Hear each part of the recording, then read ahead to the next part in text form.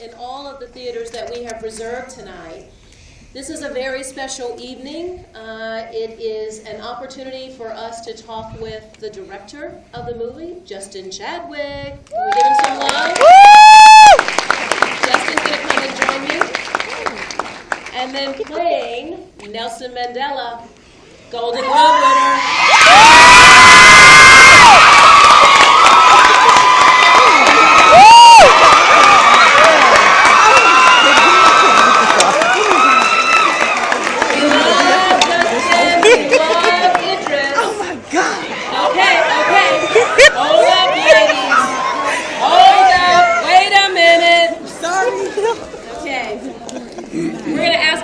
Questions, and I'm going to let y'all talk to him and him, okay? You ready? You with me? Yes. Okay, so for Justin and for Idris, let me just tell you all that there are students here in this theater and in 4 other theaters from all across Metro Atlanta. We've got Morehouse, Spelman, we've got Clark, we've got Georgia Tech and Georgia State. We got Emory and Kennesaw. We have students from everywhere. They've come from all over to see you guys. This has been a fantastic film. So let me start. What we're going to do is we're going to ask a few questions. I'm going to start. Just don't relax. This happens everywhere we take it. I'm going to start with a couple of questions, and then I'm going to give you all an opportunity to ask some questions. So be thinking about what questions you want to ask. We're going to do this for about 20-25 minutes, and then I'm going to ask you to stay in your seats while I let these 2 gentlemen exit, because we've got some place we've got to take them next. Is that good? Yes. Okay. You're going to work with me on this? Yes. Absolutely. Okay. So let us start by talking about the film and why it was made. Justin, you made an amazing film. Was this not awesome? Yes. Show Justin how much you love this film. Spanning from 1942 to present day, and Madiba has now transitioned, so it's even more special for all of us, but certainly for you who filmed in South Africa and put this all together. Why did you do this? Tell us what made you take on this project, and what did you learn about Madiba and the special person that he was? Well, I mean, look, it's so important for us to be here tonight with you. You are the audience we made it for, you know. A new generation, a generation of film goers that love film. I can see that you love film. I can hear it. I can really hear it. So I'm from England. I'm from Manchester. I went into this with worried. How do you begin to tell Mandela's story? His life, 95 years. Was lived fully, really fully. He was a man that had a set of beliefs that he was prepared to give everything up for. His children, his wife, his love of his country, his land, his friendships, him and his relationship with his children. He sacrificed everything for his beliefs, and he was true to those beliefs. And so I was very, very daunted at first, because I felt there's a massive responsibility to make sure that we were true to him and his spirit, and it was really, my producer, Anand Singh, had written to Mandela while he was in prison. He was a young filmmaker. He was distributing films illegally in South Africa. And he wrote to Mandela. When Mandela came out of prison, he'd partially written Long Walk to Freedom while he was in prison. And he gave him the rights to make it. So I went down to South Africa, and being from outside, I was very keen to listen and observe and learn. And this history is so present. It's so close to our own history. You know, for Madiba to pass, you know, on Thursday, this history is very much, people in South Africa are living this history. They're living the struggle today in Johannesburg. So we, Idris and I, and the rest of the creative team, had the people, the men and women that had lived this struggle, we could actually talk to them. We could actually get beyond the history books and actually talk to Winnie Mandela, sit with her. We sit with her children. We could be with the men that were on Robben Island for 27 years. The first night I was there in Johannesburg, the very first night, Ahmed Kathrada, who was 2 cells down from Mandela, said to me, they never heard a child for 27 years. Never heard a child. So all of a sudden, I'm there for a year and I'm researching it, and I'm hearing these personal stories, and I thought we could make a film that not only charted an important period of history, contemporary history, but we could do it through a prism of the relationship and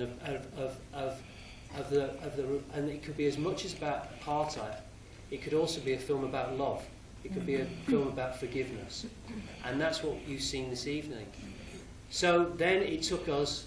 We thought, right, how do we then do it? We don't want to do it on sound stages. We want to make this real. So we're going to incorporate all the people that are still living in these communities. We'll go into these communities and we'll work with people that have actually lived through it. So the men that you saw and the women that you saw in this movie that he stands in front of have actually lived the struggle. When Winnie Mandela goes into that church where atrocities happen outside that church, those men and women have lived and experienced that. So it's a brave man and a brave woman that steps into Winnie Mandela and Nelson Mandela's shoes. And this gentleman here is a true gentleman, and a very brave gentleman at that, because he, from the very beginning, I laid out that we'd be working with men and women that had actually lived it. And however open South Africans were to me and to us making this film, they will not take a lie about their leaders. If you're standing in front of 2,000 people, you better be in that moment. You better be true to those men and women. So it takes a certain actor to be able to do that. And I have to say, this man was the heart and soul of it. So, Idris, movies, it's a medium. Films make you feel. And you had to channel something in somebody. We've seen you in Luther. Yes. We've seen you in The Wire. Yeah. Y'all seen him in The Wire. We've seen him in Pacific Rim. Yes. But we have never seen him like this. Amen? Amen. Tell us who you channeled and how you delivered this extraordinary Golden Globe performance. I'm putting it out there. I see you, Jonathan. How you doing, everyone? Good? Hello. Just to echo Justin, thank you so much for watching this film. You are definitely important to us, and the legacy of this film. Look, you know, it was a massive challenge for me. I've been working as an actor for a long time, but to step into the shoes of a man like Nelson Mandela was beyond anything I could imagine. He is a great man, was a great man, and his legacy will live on.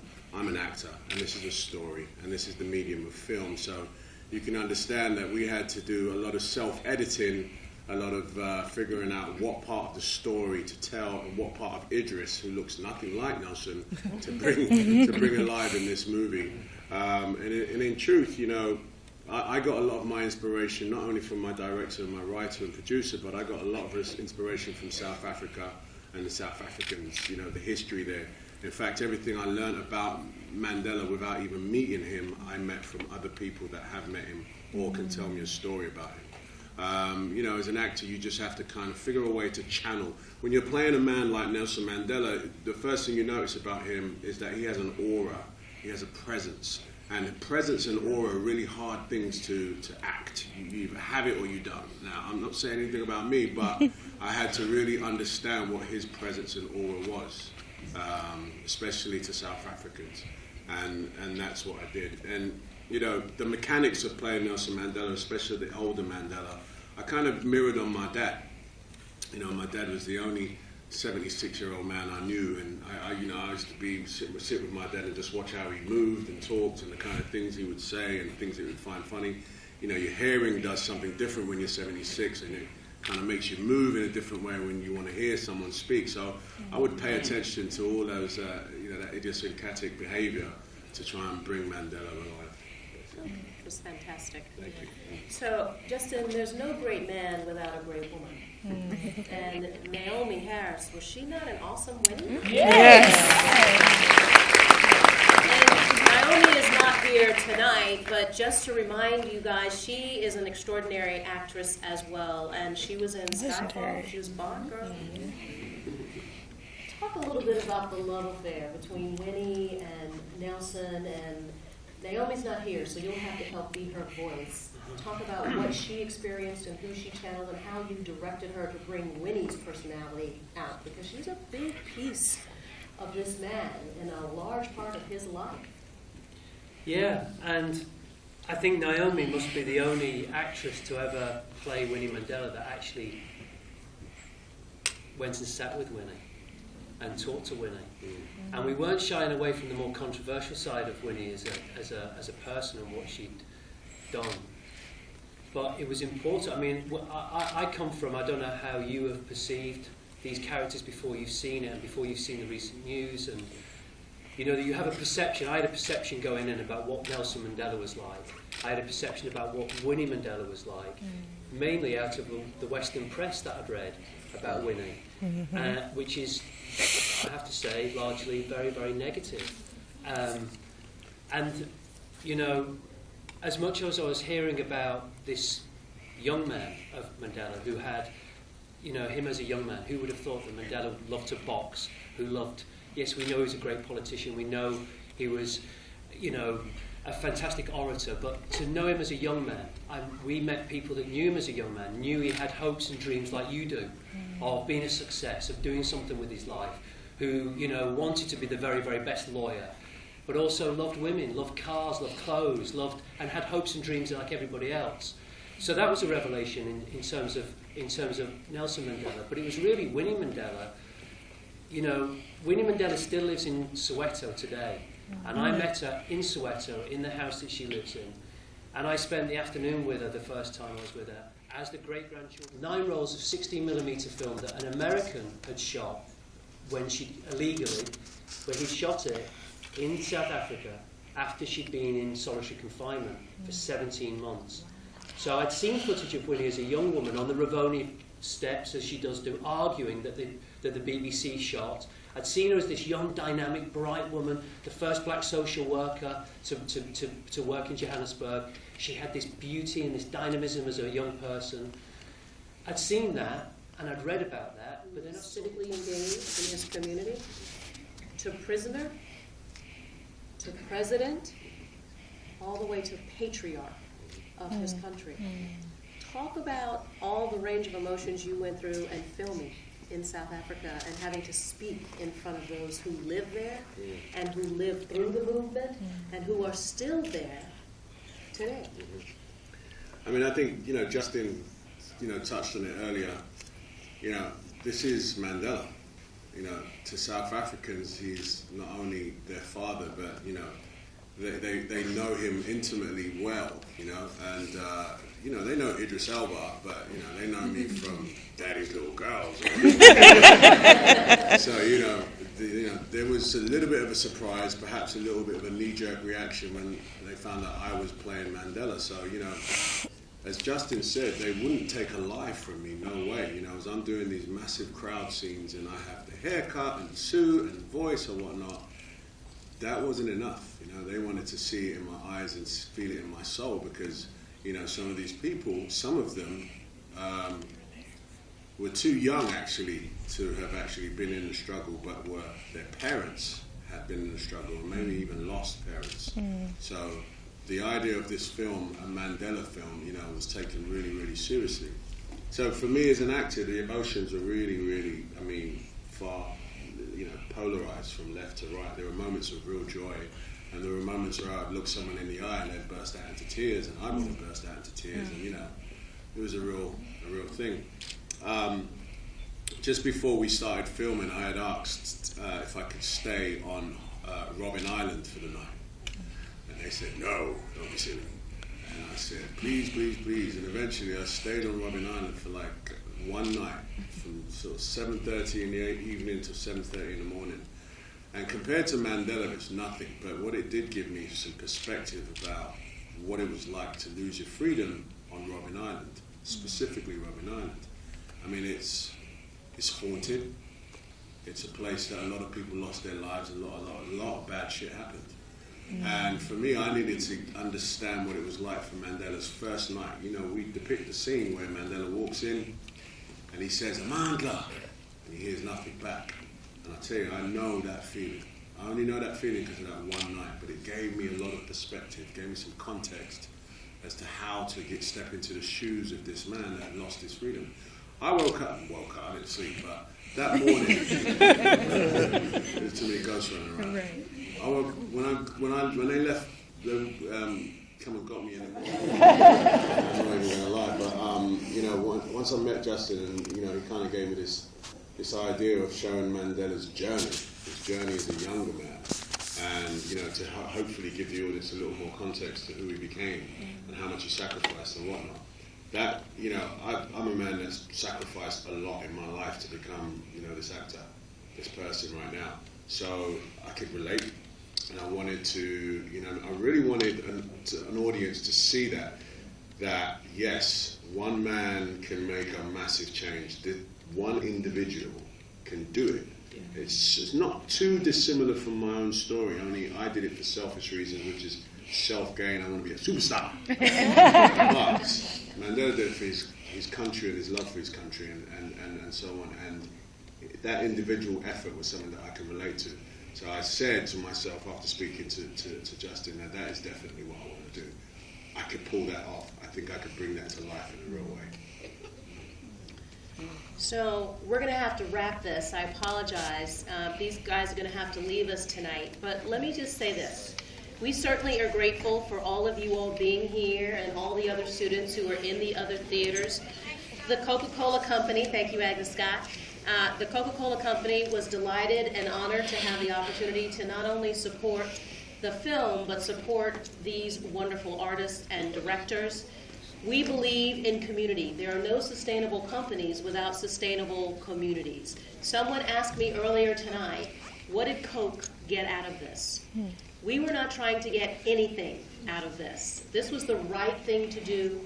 As I said initially, there's a long history between President Mandela and the Coca-Cola Company.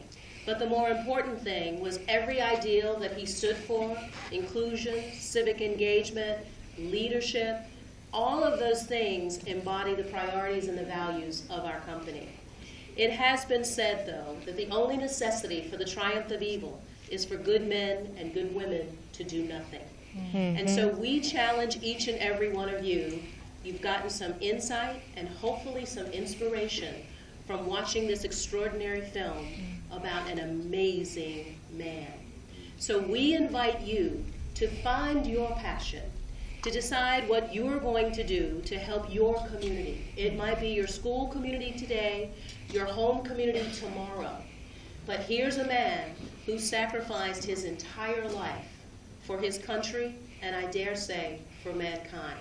So we thank you for being here tonight. We wish you the best for the holiday season. Good luck and Godspeed. Thank you so much.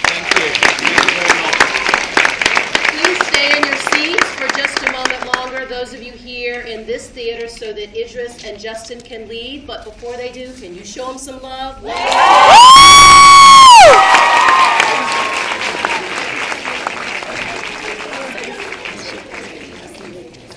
Idris, thank you.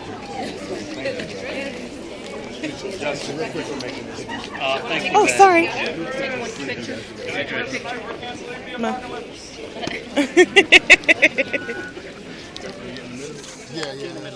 Fortune in that jail cell. And then I had this journey to go with Justin and make this film. And the determination that when I left that jail cell was so huge, you know.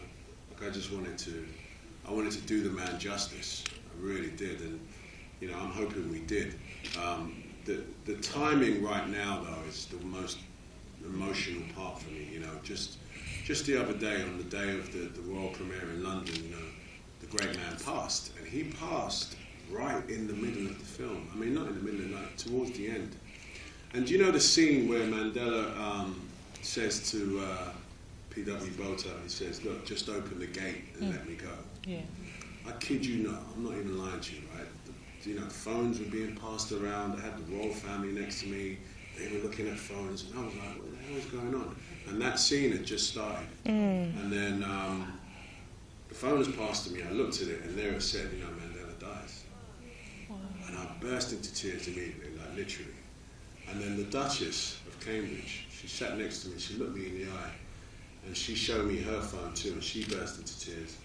And then we both had a moment, and we looked at the screen, and it was that one line, him saying to just open the gate and let me go.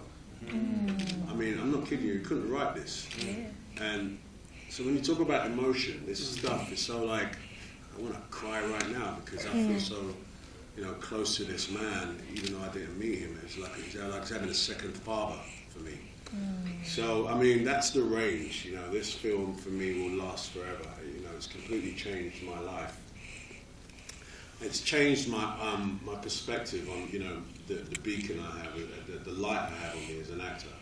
You know, it's great to have, you know, fame and people like you and all that stuff, but there's a message to be spread, and I realise it now because I've played Nelson Mandela. I'm not Nelson Mandela, I can't be, but I certainly have a will and a way now to spread a message, you know, and even just talking to this room of young people is part of that journey for me, and it's something I want to do more and more.